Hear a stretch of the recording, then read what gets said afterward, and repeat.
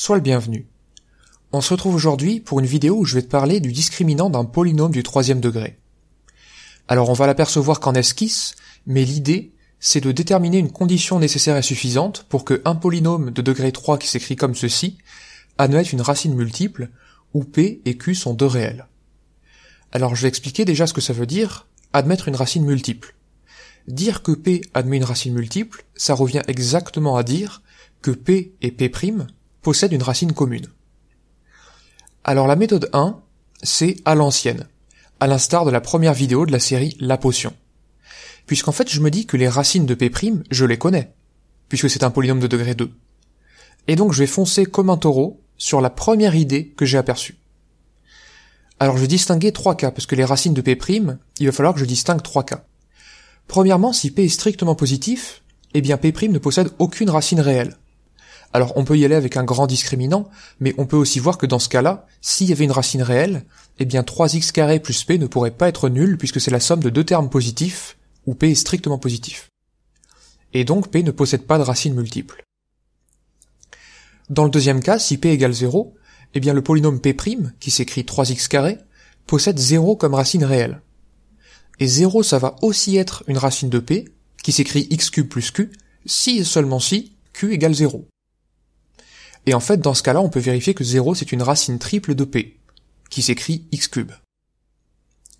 Enfin, dans le dernier cas, si P est strictement négatif, le polynôme P', qui s'écrit 3x² plus P, possède deux racines, que j'appelle alpha et bêta. Alors là, bien sûr, mon cœur s'accélère, puisque je vois un signe moins à l'intérieur de la racine, mais je reste calme, puisque P est supposé strictement négatif, ce qui fait que j'ai absolument pas fait d'erreur ici. Maintenant, j'aimerais bien savoir si ces racines alpha et bêta sont des racines de P. J'aimerais bien savoir quand elles sont racines de P, si jamais elles le sont à un moment. Donc je vais dire par exemple que P de alpha égale 0, je ferai P de bêta plus tard, si et seulement si, on a cette expression-là qui vaut 0. J'ai remplacé grand X par alpha dans le polynôme P. Maintenant, j'aimerais bien factoriser par quelque chose, puisqu'il y a des P qui se baladent à deux endroits différents. Ce que je vais faire pour ça, c'est que P, je vais l'écrire moins P à la puissance 1/2, le tout au carré. Donc racine de moins P, le tout au carré. Alors je précise ici que j'ai mis des puissances 1/2 et des puissances 3/2, mais puissance 1/2 ça équivaut à la racine carrée, et puissance 3/2 c'est la racine carrée au cube. Donc si j'avance un peu et que je factorise par moins P à la puissance 3/2, j'obtiens cette expression. Et maintenant si je calcule ce qu'il y a à l'intérieur du crochet, et que j'isole Q, ça me donne finalement que Q, c'est moins 2 sur 3 racine de 3, facteur de moins P à la puissance 3/2. Donc alpha ça va être une racine commune à P et P', si et seulement si Q est égal à cette expression-là. De la même manière, je pourrais montrer, je ne vais pas le faire, et même sur une copie je ne vais pas le faire, je vais dire de même, P de bêta égale 0, ça équivaut à dire que Q est égal à cette expression-là. Donc la même, mais avec le signe opposé. Et donc ça veut dire que P admet une racine multiple, si et seulement si, soit P1, soit P2 est vérifié. Sauf qu'en fait, ici j'ai quelque chose de la forme Q égale A ou Q égale moins 1. Et bien ça équivaut exactement à dire que Q carré est égal à A carré. Et c'est ce que j'écris ici. Alors en général on l'utilise dans l'autre sens. On dit que si deux nombres réels sont égaux, alors l'un c'est soit l'autre, soit son opposé. Et bien là je viens de le faire mais dans le sens inverse.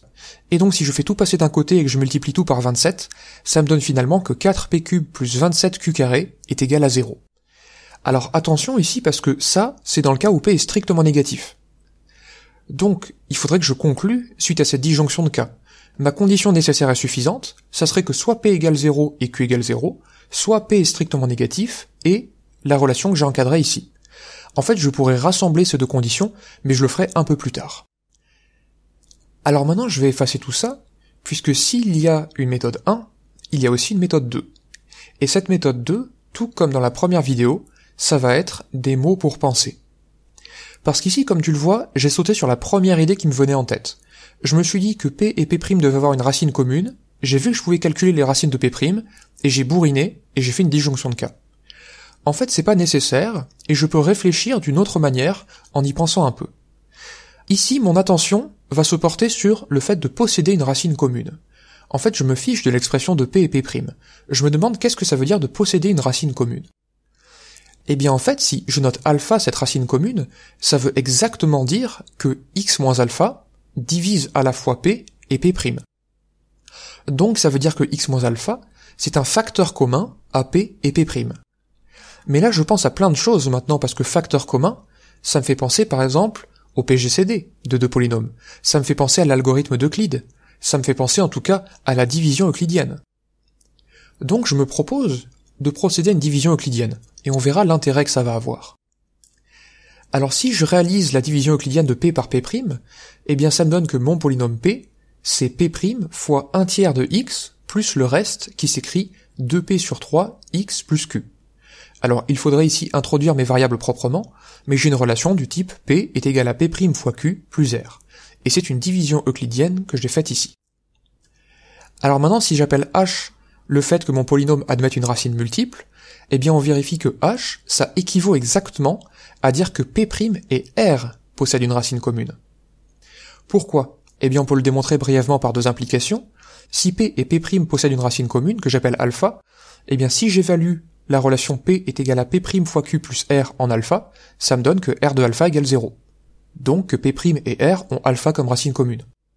Et réciproquement, si alpha est une racine commune de p' et de r, en évaluant encore la même relation en alpha, j'obtiens finalement que p de alpha égale 0, donc que alpha est une racine commune de p et p'. Alors c'était quoi l'intérêt de la manœuvre ? Eh bien l'intérêt c'est que maintenant, p' c'est un polynôme de degré 2, et que r c'est un polynôme de degré 1. Donc au final, j'ai réussi à me ramener à des polynômes de degré inférieur, qui seront naturellement plus simples à traiter.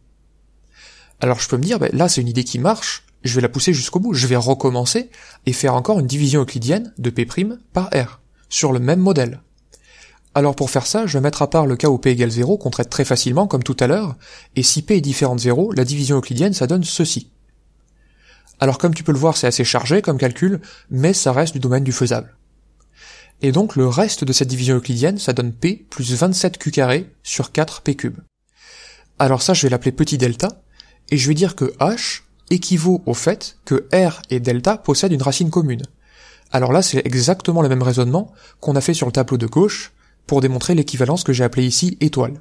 C'est la même chose, j'ai refait le coup de la division euclidienne, et je me suis ramené à des degrés encore plus petits, puisque r, si p est non nul, il est de degré 1, et delta, du coup, c'est un polynôme constant, qui va être nul si et seulement si 4p³ plus 27q² est égal à 0, en fait, en multipliant tout par 4p².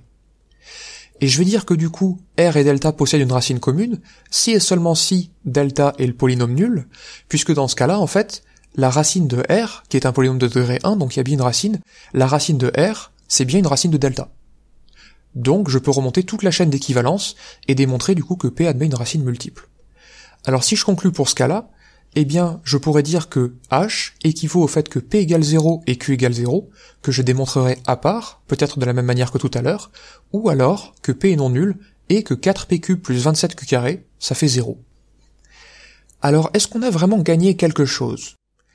Eh bien, en fait, la première chose qu'on a gagné, c'est qu'on peut s'apercevoir à ce moment-là que ça aurait marché aussi si j'avais supposé dans mon énoncé que p et q, c'était des nombres complexes et que je considérais une racine multiple complexe. Parce que tout à l'heure, j'avais parlé de racine carrée, en distinguant le cas strictement positif, strictement négatif. En fait, je m'aperçois que c'était complètement artificiel, et que c'était complètement lié à la façon que j'ai eu d'aborder la question. Mais je ne suis toujours pas vraiment satisfait, puisque cette division euclidienne ici, elle est quand même assez délicate, et je me dis que peut-être que je pouvais m'en dispenser. Alors je vais effacer tout ça, et en fait, je vais te dire que j'ai reproduit exactement le même raisonnement que tout à l'heure. J'ai eu une idée, et je me suis dit, je vais la pousser jusqu'au bout. Je ne lâche pas mon idée. Moi, j'ai décidé, à partir de la relation étoile, de refaire encore une division euclidienne. Mais je ne suis pas du tout obligé de faire ça. Je peux me dire que ça m'a suffi de faire tout baisser d'1 degré, et que maintenant je vais procéder à la disjonction de cas. Donc je vais dire que si p égale 0, eh bien dans ce cas-là, r égale q, va posséder une racine si et seulement si q est égal à 0. Donc r est le polynôme nul qui va admettre dans ce cas-là 0 pour racine, qui est aussi une racine de p', du coup, si on regarde là-haut. Donc p' et r possèdent une racine commune. Maintenant, si p est non nul, eh bien l'unique racine de r, ça va être moins 3q sur 2p, que j'appelle ici alpha. Et je vais dire que h est vérifié si et seulement si cette racine-là, c'est une racine de p', parce que c'est ma seule chance pour que p' et r possèdent une racine commune. vu que R ne possède qu'une seule racine. Alors je vais calculer P' de alpha. Eh bien si je remplace alpha par son expression, ça donne ceci. Maintenant si je développe tout et que je mets tout sur 4p carré, ça me donne 4pq plus 27q carré est égal à 0. Et 4pq plus 27q carré, j'appelle ça grand delta. Et maintenant je peux conclure, puisque ma disjonction de K elle est exhaustive, et du coup ça veut dire que H équivaut à dire que soit P égale Q égale 0, c'était mon premier cas, soit P est non nul, et dans ce cas-là, 4pq plus 27q carré est égal à 0. Et en fait, je peux m'apercevoir que cette condition, elle est équivalente à dire que 4pq plus 27q carré, que je peux écrire 2 au carré fois pq plus 3 au cube fois q carré, est égal à 0. Alors cette dernière équivalence, je la montrerai encore une fois par double implication. Donc finalement, mon polynôme P, qu'il soit à coefficient réel ou complexe, il admet une racine multiple si et seulement si delta, que j'ai écrit ici, est égal à 0. Alors maintenant on peut se congratuler d'avoir obtenu un si joli résultat. Le petit point historique, c'est que delta, c'est le discriminant du polynôme P, puisque le discriminant est une notion qui se généralise pour les polynômes à l'aide de la notion de résultant, mais ça c'est quelque chose qu'on ne voit pas dans les premières années d'études supérieures en mathématiques. Et la deuxième chose, parce que tu pourrais me demander, que se passe-t-il si P c'est un vrai polynôme de degré 3, où il y a un terme en x carré qui est pas forcément nul? Eh bien en fait, ce que je t'ai fait ici, c'est une introduction potentielle à la méthode de Cardan qui permet de calculer des racines d'un polynôme de degré 3. Et le principe c'est de faire un changement de variable pour arriver à annuler le terme en x carré et se ramener à un polynôme de cette forme-là. Et en fait, je te mettrai un lien dans la description, il y a une très jolie démonstration qui montre le résultat qu'on vient d'établir ici de 3 manières différentes par les relations coefficient-racine. J'espère que cette vidéo t'a plu et je te retrouve dès demain pour te parler d'une somme de parties entières. En attendant, je te souhaite une excellente journée et je te dis à la prochaine.